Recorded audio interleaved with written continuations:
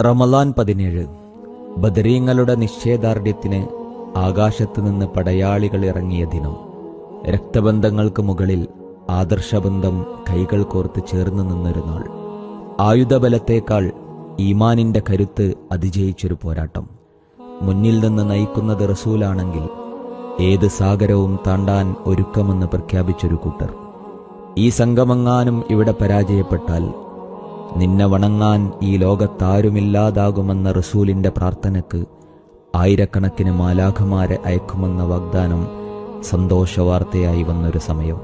അസത്യത്തിന്റെയും മഹന്തയുടെയും ശക്തികളെ ഈമാനിക കരുത്തിലും നിശ്ചയദാർഢ്യത്തിലും അള്ളാഹുവിന്റെ സഹായത്താൽ മറികടന്നൊരു വീരചരിതം.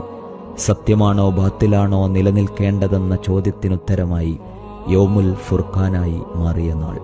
ബദർ കഴിഞ്ഞുപോയ ഒരു ദിനത്തിന്റെ ഓർമ്മ മാത്രമല്ല, ഈമാനിക കരുത്തിലും നിശ്ചയദാർഢ്യത്തിലും സമകാലിക ലോകത്തിന് പ്രതീക്ഷയും പ്രചോദനവും കൂടിയാണ്.